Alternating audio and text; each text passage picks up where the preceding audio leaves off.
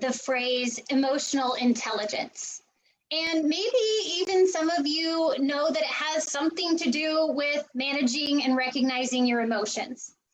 But what you may not realize is that emotional intelligence can be strengthened.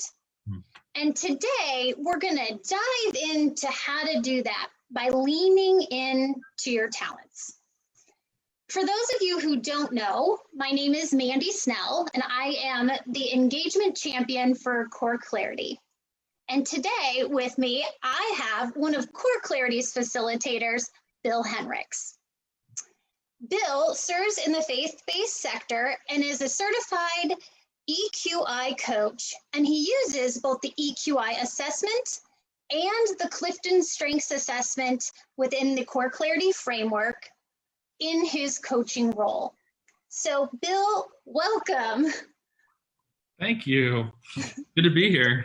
Yes, I'm super excited about this conversation. Really looking forward to diving in to how we can really lean into our talents. And I want to just cover, for those of you who may be listening that don't know the definition of talents, talents are really these naturally recurring patterns of thoughts, feelings, and behaviors that can be productively applied. And when we lean into them, we can actually help ourselves in the emotional intelligence arena.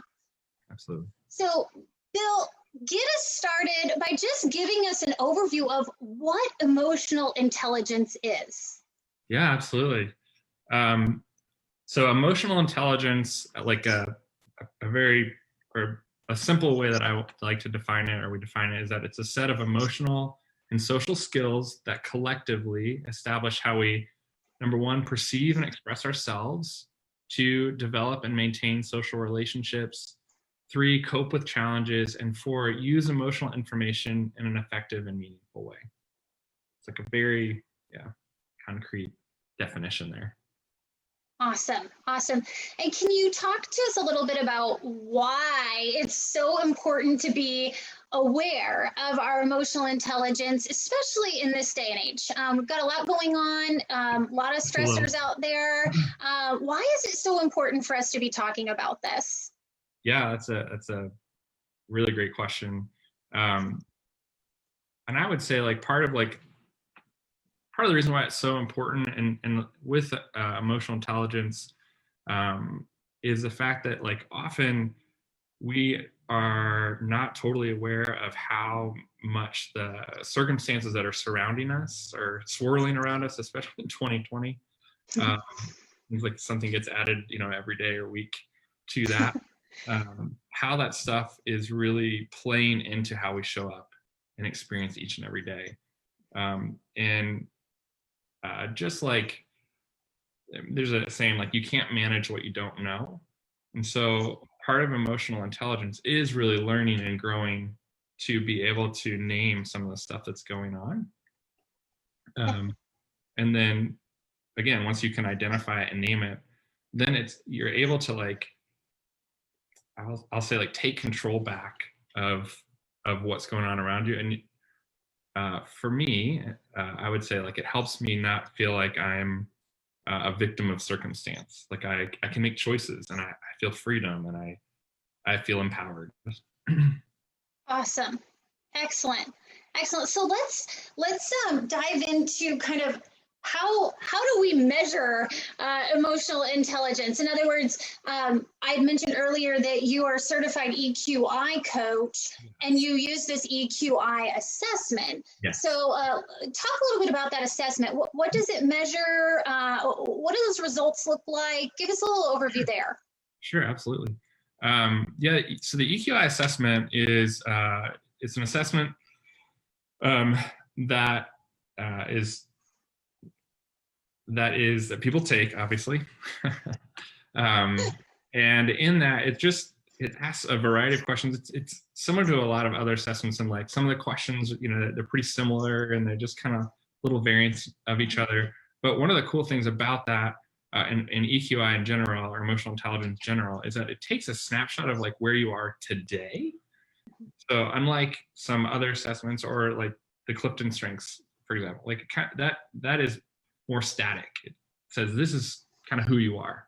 EQI is like, this is where you are today, and you can lean into it and grow these things over time. So the assessment will pick up kind of where you are today. It will relate things, you know, how you view yourself, how you are able to manage stress, or make decisions, maintain relationships, things like that.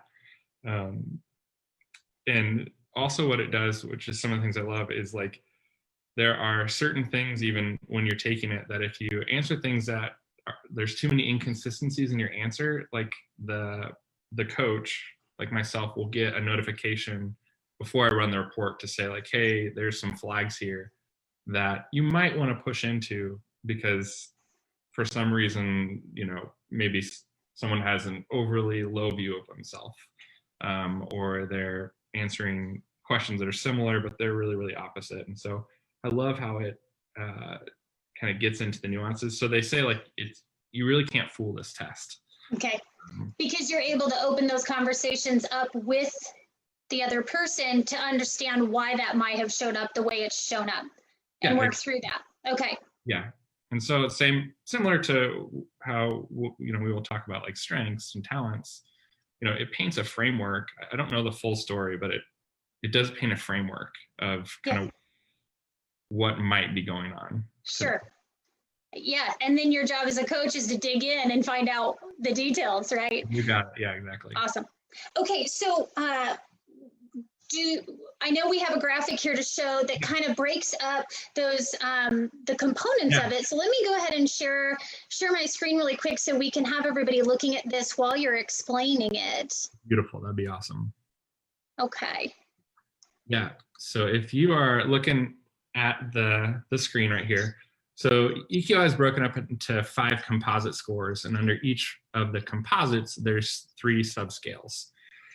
So starting at the top, as you're looking there, self-perception. Self-perception is all about how you perceive yourself, right? And underneath that is 3 of the subscales, one being self-regard. And that's really someone's ability to like hold with in respect of knowing your own strengths and your weaknesses, and being comfortable in those places, being able to articulate both of those things. Then self-actualization, and that's all about, you know, being able to set goals according to who you believe you are, and see those goals achieved. And then from there, you get the emotional self-awareness, and that's just being able to articulate how you feel. And so, you know, some people, you know, show up, it's like, well, I've got 3 emotions, you know, like happy, angry, and type thing. So that's all about like expanding the vocabulary of knowing how you feel. But it's at the top of the wheel there, and as you see, the wheel is kind of like it feeds on itself, right? So from self-perception, you know, then you go to self-expression. That's really all about how you express yourself to other people. Are you able to stand on your own 2 feet? That's the independence piece there. Like, can you make decisions knowing that maybe other people don't agree? What level are you able to speak your mind? That's the assertiveness, not aggressive, but assertively. And then you've got your emotional expression. So while someone might know how they're feeling, are they able to communicate those things? And then from there, he moves into the interpersonal, and that's all about relationship building, relationship maintaining. And there, from there, we move to the decision-making piece. And then from there, stress management, all the way back around to self-perception. So it's this continuous wheel. However, what we do find is that for the self-perception place, when people invest in those areas, it tends to have a magnifying effect to the scores on the other. So with the assessment, when you get the results, there are scores that everyone gets per category or per composite, per subscale, and then there's an overall score. Okay. All right, so we're gonna I'll go ahead and stop sharing. So thank you for sharing that, because that's a good foundation for everybody to kind of understand. And then for the rest of the conversation today, we're really going to look at that self-perception category. Great. Because like you said, it kind of affects all the other categories. And if you can work to bring those numbers up and really develop in that area, likely you're going to see an improvement in a lot of the other areas too. Yeah. Exactly. Okay. And just so everyone's clear, when you do get your assessment results, you're getting a score for all of, like you said, all of those subcategories that were listed. And some can be, even within one category, you may have a really low score on one of them, and maybe you have a higher score on the other two. But that's where it gets really specific into how can you improve in those certain areas, even within that same, what do you call it, the composite, within that same composite. Yeah, and that's important to know too, because the other piece in there is often, I think, most people look at it and they immediately look at low score and they think failing versus like high score, like succeed. Right. In this assessment is, well, you do want to move scores up. Oftentimes, or sometimes, what's more important to look at is how certain scores play off of each other. Sure.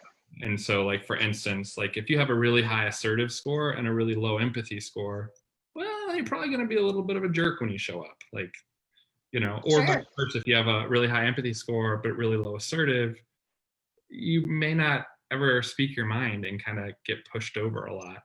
Right. The idea isn't lowering the high to bring it down to the low. It's really about how do I get that low score to be more in balance with the other ones. That's definitely another piece that's important when we're looking at EQI. Great. Okay, so we're really going to focus in then for the rest of the conversation on that first piece, that top piece, that self-perception composite. And as you mentioned, this is one of those components of it is knowing your strengths and weaknesses. Yes. And so that right there, for those of us who are familiar with CoreClarity, those are words that we are very familiar with. And how do this assessment, the Clifton Strengths Assessment and then the CoreClarity work really help us understand how we operate best. And, for some of us, we're very external. We're very, we're all about interaction with others and or motivating others. And then for some of us, we're very reflective. We're very internal, or, we're self-driven. So depending on all of that, we're now going to layer on this talent. And as it relates to emotional intelligence, and it's fascinating. It's so fascinating as somebody who was just recently coached on their assessment results from EQI, how much these play together. Yeah. Wow. So tell us a little bit about how do our talents, those naturally recurring patterns of thoughts, feelings, and behavior that can be productively applied, how do those inform, how do those inform sort of this self-perception category, if you will? Sure. Yeah, well, said self-perception, it's all about how you see yourself, right? And again, you can't manage what you don't know. And so if you don't have an accurate or healthy or full view of who you are, then your self-perception, your self-regard, all those things, like, if you don't have an accurate view of what your talents are, or what your strengths are, then when you show up, you may not know if you have anything to offer. Sure. Like, I'm not sure what I'm good at. I'm not sure what makes me stand out. What benefit can I give to my company, to my family, to my friends? Even like, what benefit do I have as a human? And it's kind of maybe somewhat dramatic, but there is a real truth to that, right? Because as we engage in conversations with people around their talents and helping them identify those things and put name to them, see how they show up. Like, I know certainly as I'm coaching people, and even in my own life as I've seen it, the amount of like boost that I get of just like, oh yeah, like that is who I am, that yes, I do come to life in those things. And so as you start consciously living out your talents more and more, and being able to see that's my talent. That's what I'm gifted at. That's how I show up. That's how I productively apply my life, as we were talking about earlier. Yeah. And then it begins to build up that foundation of like, this is who I am, this is what I have to offer. And it also allows you to say, and this is what I'm not good at. And I'm okay with that. Weaknesses are big. Absolutely, being able to say, this is not where I belong. And that is equally as important. Yeah, because then you're not hiding from those weaknesses, Sure. right? You're not trying to put defensive walls about it. And again, we don't ever talk about like ignoring your weaknesses, but the idea of being able to shore them up, but also how that it can give life to other people around you to say like, you know what, I'm not really good at that, but I see that in you. Because also as you learn to identify yourself talents, it's funny how it enables you to see others too, instead of a comparing way, of like a life-giving way. Right. So. And I think it's important to mention here that just because you maybe don't have the talents that are about interacting with others does not mean that you cannot improve your emotional intelligence. Yeah, no, not at all. Yeah. Emotional intelligence is a skill. Yeah. And we can all get better at it. Whether we have those talents that maybe some of us, it comes more easy. But I'll tell you what I found just by taking the assessment is emotional intelligence assessment doesn't just fall within my top 5 just because I have an empathy talent, right. And in naturally intuitive does not necessarily mean that I scored high on all of the EQI components. In fact, there were several categories that I was able to say, oh my gosh, these talents are in my bottom. I mean, like bottom, yeah. 30 and below, and it shows in my scores. So I thought it was fascinating how some of those areas in the EQI assessment that were low, I could look straight to my talents and say, oh, I know why that is. Yep, 100%. Yeah, things like I instantly thought of like, people who have the talent of empathy. Often their empathy scores in the EQI, that they tend to be higher when I'm in my conversations with people, or positivity, their optimism scores tend to be a little higher right.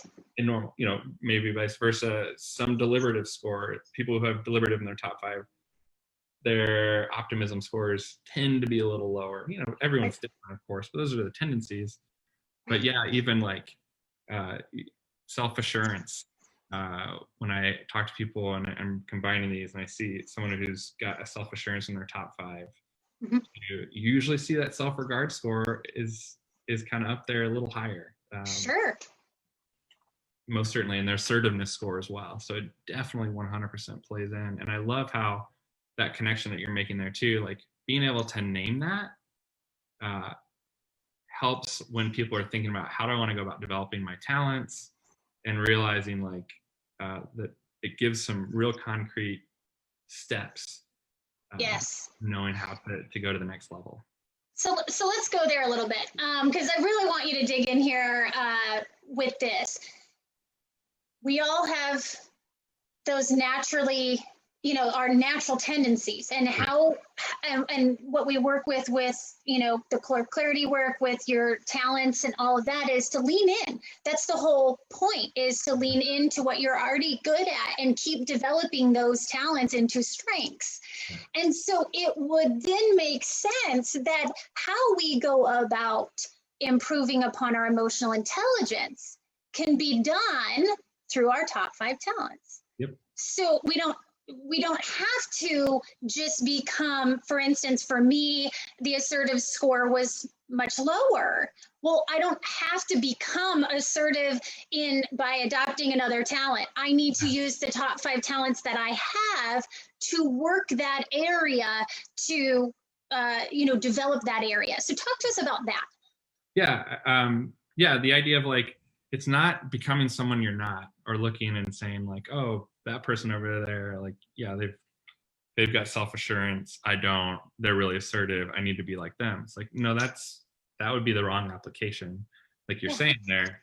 But knowing like, okay, this is who I am, and like as I learn to dig into my talents, and see that they're gifts that I've been given, and to be able to articulate and have confidence in those, then you can look at something like an assertiveness and know, well, for me to show up and to be more assertive, if I have harmony and empathy, for instance, in your top 5, is going to look really different than someone with command, and that's a beautiful thing. Sure. Like, how does that show up? What are those talents already naturally lend to? Like, so I've got empathy, I've got harmony. I'm seeing how we have like people have consensus, or what things that we have in commonality. I'm experiencing how we're feeling. So maybe the way that I show up and be assertive is around those things, like, hey, just being more vocal with those consensus things and learning to trust those instincts that you have. And that's where that self-perception, self-regard comes in, because if you don't have that good awareness and recognition of those things and have that confidence, then your ability to confidently step out and be assertive is going to be really hindered, right? Sure, because it's not just knowing, it's growing, right? And that takes action. So the application piece of it is so huge here. And that's really where you can use your talents, is on the application side of going out there and, like you said, asserting yourself, however that might be, whatever approach matches your talents and I think that's fascinating and so helpful. Yeah. Don't try to be somebody else when you're trying to increase your emotional intelligence. Really work with what you already have and are good at. Exactly. And that goes into, like, you're leaning into too, like, that self-actualization piece of, like, okay, now since I know who I am, then I know what I want to do. Yes. Right? And what I do, also I know what I don't want to do. And that's like about a year and a half ago, I remember I was in a coaching conversation with someone and I got their EQI report, and this person was having really struggling in their role, and I like one of my first questions was like, I was like, hey, you don't really enjoy your job, do you? And he kind of looked at me and he's like, I don't think I do. and he's like, you can see that in there? I was like, well, yeah. Kind of. Like, you got this higher self-regard and your self-actualization score is really low. And so for him, it ended up to be a conversation of like, well, this makes sense why we're having productivity problems here, because you're in a role that doesn't fit. For him in that particular conversation, it meant he had to find a different path. Yeah. And sometimes that's where it goes. Other times it's like having conversations with your leaders of just like, hey, I need to shift some things because I love what we're doing, and I know what I can really productively help our organization, or whatever. And so having kind of conversation like that, which again, that flows into your assertiveness, right, and your independence piece. So it really all kind of hinges off of each other. Yeah. And so really working on that main one is going to affect everything else. Yeah. And it's, I think, as you were talking, with your example, maybe it's even the amount of time, in doing what you love every day, every day adds up over years, right? And so even just like you said, having conversations with leaders, carving out more time to do the pieces that you do love. How can we switch things around here or whatever, which is what we talk about, with the CoreClarity work as well, and talents as well. Yeah. I mean, there's that line that we use, that people working in their talents feel less stress, are more productive at home and at work, and are happier and healthier. And that's true. It's like being able to name and to lean into, it's like, yeah, every job, like, we're going to have things that we don't love. And that's just part of life. So that's, but knowing that you show up best, I show up best, anybody shows up best when they are living out of really the core of who they are. Absolutely. Absolutely. Cool. Well, we're near the end of our time here, but what do you suggest as a first step? Once you've taken the assessment, maybe take both assessments, what's a first step for people to really, kind of lean into this whole strengthening their emotional intelligence? I know when we originally talked, you had said, like, you can't bite too much off at once, right? Yeah. Like this is a gradual process. And as we've said multiple times here today, even just bringing one thing up or looking at the overall report and kind of picking a couple areas can be really helpful to your overall happiness and well-roundedness and all those things. So yeah, I mean, I'll give like a couple of like really, I think, and that's one of the beauties, I think, of EQI is you can do things that are relatively small or don't take a lot of energy, and they give such a boost out of it. So like, for instance, part of the self-perception is actually understanding how you're feeling and what things are like, how things are landing on you. And oftentimes, even for me, I'm totally unaware. But people watching me, because the way that they see my nonverbals, they're more aware of it than I am, right? And so like one really simple exercise that they suggest is like when you're reading your email, take out a piece of paper and just read an email, and then just take notice of what your body did as you read the email. Did you sigh? Were you like, are we, did you feel yourself smiling? Was it, and just begin to like note, like over the course of a week, for like every time you check your email, or just one time when you check your email, if you check a few in a row, and just kind of notate. And then what you end up seeing is like, you discover patterns of like, oh, I keep sighing. Like I sighed a bunch today as I was reading these emails. What's going on there? What's draining me? What's energizing me? How am I feeling? Yeah. Or like, or vice versa. The other say like, wow, on Tuesday this week, like I was really boosted as I was reading those emails. What was the content of those emails? And then like, what about those things is like jiving within me, like, is giving me energy, giving me life, making me happy. And again, you start to be able to name these things and see it. And then you do feel like you're in control, and a healthy control of the things that you can. Self-regard, being able to have the assessments, have conversations like this, talk to your friends and say, hey, what do you think I'm good at? What do you think I'm not so great at? And being able to receive that from the people that are closest to you, and helping that be information of hopefully reinforcing or strengthening or becoming aware of who you are a little bit more. Yeah. And then just even a small action step, those are both action steps in and of themselves. Yeah. But I know with the assessment, even they give you some recommendations on how to push yourself in areas that you may want to. And I think even when you score really high, there's always more work to be done. And maybe it's actually flipping it and teaching others, to even continue to strengthen yourself as a master in that area. I found that very fascinating. Yeah. That's great. Absolutely.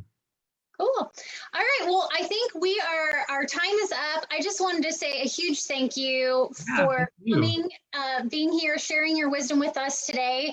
It was a lot of fun, and hopefully we can continue the conversation someday soon. So thank you, Bill. Awesome. Thanks, Mandy. All right. Take care.